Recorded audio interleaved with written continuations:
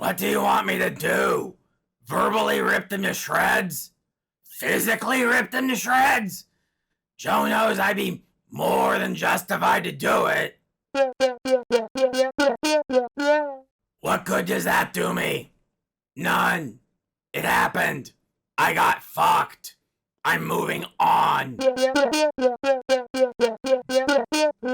I don't need you or anyone else to be angry on my behalf. Trust me, I'm plenty angry. But you gotta be careful how petty you are when you're playing in someone else's sandbox.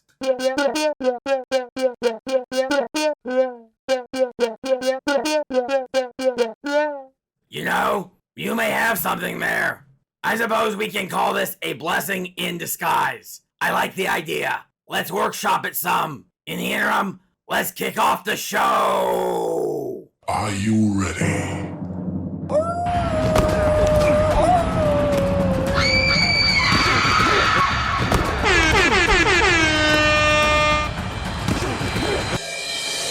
I'm just Jim. Welcome to episode 16 of the Fantasy Football Monsters. I'm the vampire with the fire, Von Murder.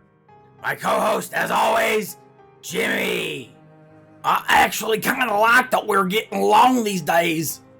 I enjoy being an asshole and all, but man, you can't harbor that shit 24/7. Well, the enemy of my enemy is my friend. I think this is gonna last about as long as a WWE partnership during the Royal Rumble, but it works for now. So, as you may realize, it's full moon again, and Morty is away. At least, I think it's because of the full moon. Did you get everything resolved with him? That's great. You left a voicemail. But send a text. No one checks voicemails these days. I sure as fuck don't. Anyway, stepping in as our third this week is... Jigsaw! Coach, you don't have any respect for the cardinal rule of fantasy football.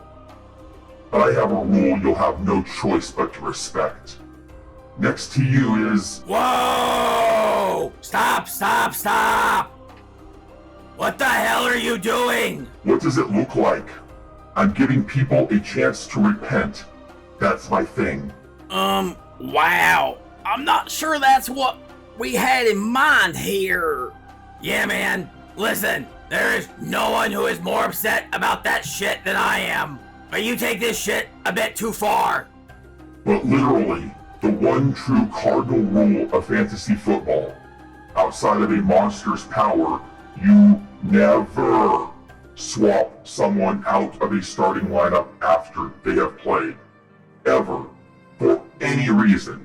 It doesn't matter who was or wasn't at fault for whatever reason. I mean, he does actually have a point on that. You don't do that. Ever. Yes, I know. The decision was truly unfathomable under any circumstance. But it doesn't matter. We're just going to do what we do. Finish the season out and try to get that championship. Ha ha! Did you even see what the hell I designed for him? This is my fucking magnum opus. What the hell does it even do? You can't tell? Feels obvious to me. Wait. Do you put their... Oh God. In that... Fuck! Dude! Wow! Okay, listen. I'm not telling you to scrap this thing because it is a thing of beauty. I'm just saying, use it for someone else. It does not serve us well in the industry moving forward if we start permanently disfiguring people. But do know I appreciate how your mind works. That is some sick shit up there. Thanks. Fine. Whatever. Anyway, this whole thing put our producer's mind to work, and we've got something coming out soon because of it. So that should be an even better result. Really? That's fucking great. I definitely approve. Run it past me when you're done and I'll make improvements. Fine. But no disfiguring. No disfiguring?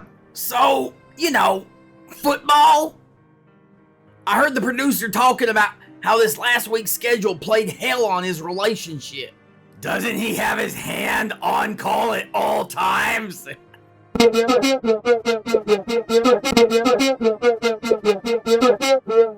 Wow, that's great.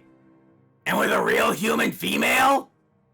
That's unexpected, but good for you. So, normally you can watch 5 games over 3 days, maybe 6 on international weekends. This week, there were 8 game windows over 4 days. That's a lot. Wow. Normally I specialize in torture, but I feel for you, man. I'll work on something that she'll like. No disfiguring. No disfiguring. Anyway, the Thursday-Friday games were pretty boring.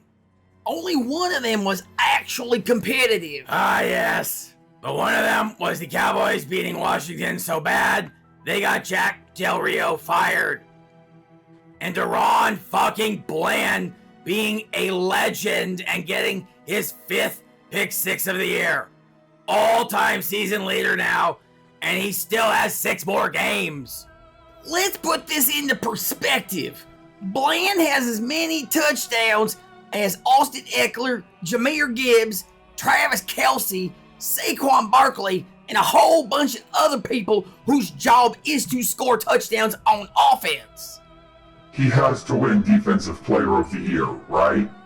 Everyone is still saying Myles Garrett. Bullshit. How many touchdowns does he have? No argument from me, man. Bland has the most interceptions in the league, and he has more pick 6s than any other player even has regular interceptions except for one. Well, speaking of pick 6s, did you see the Hail Mary? Well, that's a play name I can get behind. That play perfectly encapsulated the Jets' season. A Hail Mary coming back the other way, 99 yards. And Detroit seemed to get confused, but just to be sure, they went ahead and lost on Thanksgiving anyway. And we had a tale of 2 late-game ridiculous field goals to end regulation. The Texans' Amendola had to hit a field goal 8 yards longer than his career high to send it to overtime, but he just doinked it off the crossbar instead. And I know you're no Eagles fan, Von Murder, but that 59-yarder hit by Elliott in the rain to send their game with Buffalo to overtime was insanely clutch. Yeah, what can you say? Dude is a pro. That's one of the reasons I have him on my Scott Fishbowl team. Speaking of league results, who's got it this week? No one. At least not how we used to. But I do want to do a few shout-outs to friends of the show. First, Duarte, who's the Curse of Medusa, put up a bonkers 384 points to rip away the Brasco division from Toxic Avenger and take the lead there. Ghoulie Pete, who despite being a Bears fan, was a winner himself, notching his 9th win and a guaranteed spot in the playoffs.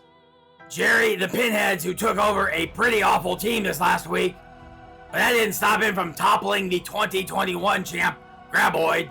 And last, Beelzebub, aka Porg, aka Brian, who stopped their 2-game skid with a win over the Monster Mashers.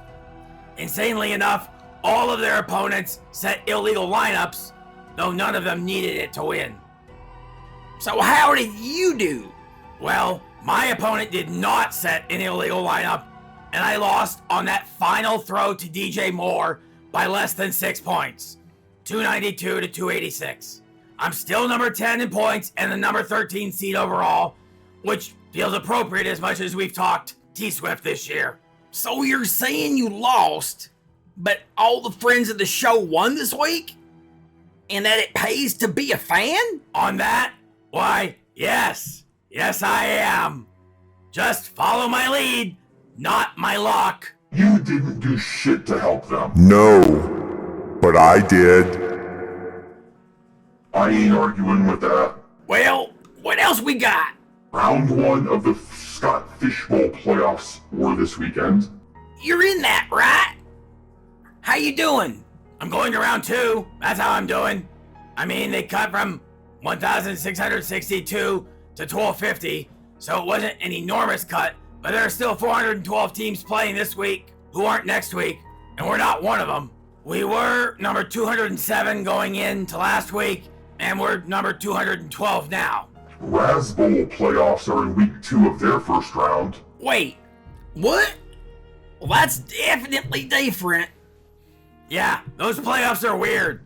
The 216 teams got cut to 108 for the playoffs, with 54 in the championship bracket and 54 in the wild card bracket. Top 3 in each division went to championship, next 3 went to wild card. When they cut, the people near the bottom of the championship bracket dropped to wild card. The bottom of the wild card bracket are cut, though a few of those guys at the top actually move up. So which bracket are you in? I won my division, so I'm in the championship bracket. You gotta stay in the top 30 to stay there. I was 20th going in, 17th after last week, and now I'm 18th. Just gotta hold on now. After this next week, the cuts are weekly though. Well, shit. Aren't you Mr. Playoffs? Are you in anywhere else? I mean, I should be, yeah. But the rest don't start until week 15, so we'll hit those laters. Most of those are more standard leagues, but I'm also in some underdog leagues that are fun. I'm still live for 3 million. 3 million what? Monopoly monies? Nope. USD, bitches. How the fuck you in anything that pays out $3 million? Because there are over 677,000 people who drop 25 bucks each. They're paying out $15 million total. I bet you spend a lot of time setting that team each week. Nope, not a second. This is best ball, no waivers, no trades. You draft and then you're done. You get to spend the next 3 to 4 months watching how you did. It's kind of nice because I don't even think about it. But you can imagine it's fucking hard to actually get paid. Oh, I gotta hear this.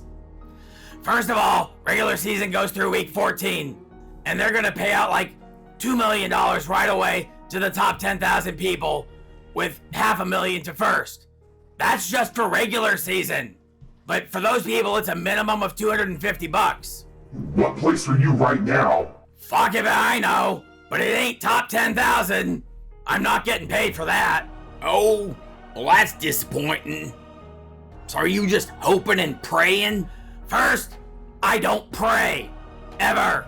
If I want to talk to that guy, I'll text him. Secondly, not really. You gotta finish top 2 in your 12-man pod to move on past week 14. Okay, what place are you in your pod then? Oh, right now, I'm in first there. Have been for a while, but I still have 2 more weeks to sweat it out. If I make it, I get my money back at least. Well, that's something, I guess. Yeah, but that's where shit gets real. Everyone gets randomly put into pods of 16 people if you survive. You gotta win that thing to move on. 1 week, everyone starts with a clean slate.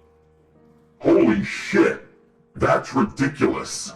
Yep, but if you do, your minimum payment is now $65, so that's something. But after that, they're gonna do it again for week 16. Put everyone who survived into pods of 16, number 1 moves on. Fuck! Wow! Is this fantasy football or a fucking lottery? It sounds like it's both. I'd say so too.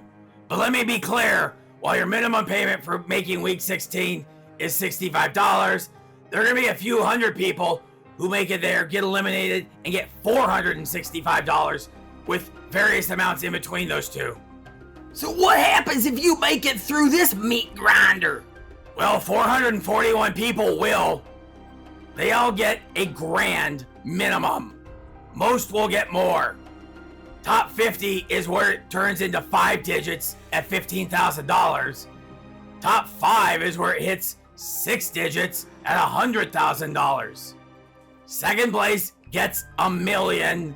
First gets $3 million. And remember, each round is a clean slate. So just because I'm way the fuck behind people now, it wouldn't matter at all after week 14. So there is a chance. I mean, not really. Do I need to do the math for you? No, dick. I've already done it. But someone's gonna fucking win, and vampires apparently are eligible, so why the fuck not? But realistically, I probably get my $25 back, and I got some content for my show to talk about.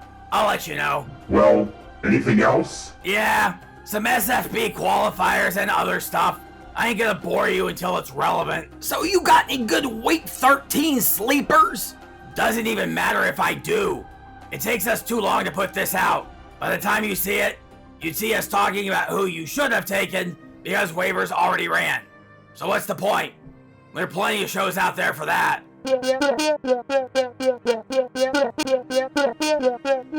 Oh yeah, speaking of, the producer's gonna be a guest on the Sports Affiliation's Thursday Checkdown show this Thursday when the Cowboys take on the Seahawks.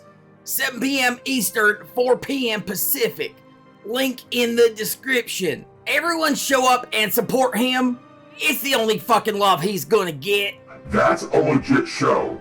It's got fantasy sports writer Hall of Famer Greg Kellogg hosting it. How the hell did he pull that one off? What you do in your off time is your business. Just get us some more eyeballs.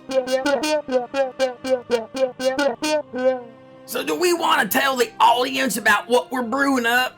What I'm brewing up. And no, I'm just gonna say this. If you like the Frankenstein League, you damn sure are gonna want to pay attention in the coming weeks. Because you're gonna love this. We're gonna take it to the extreme. But for now, focus on winning those championships. Fair enough. Well, that's all we've got, boys and girls. For Jigsaw and Jimmy, I'm Von Murder, reminding you, no disfiguring! Ha ha!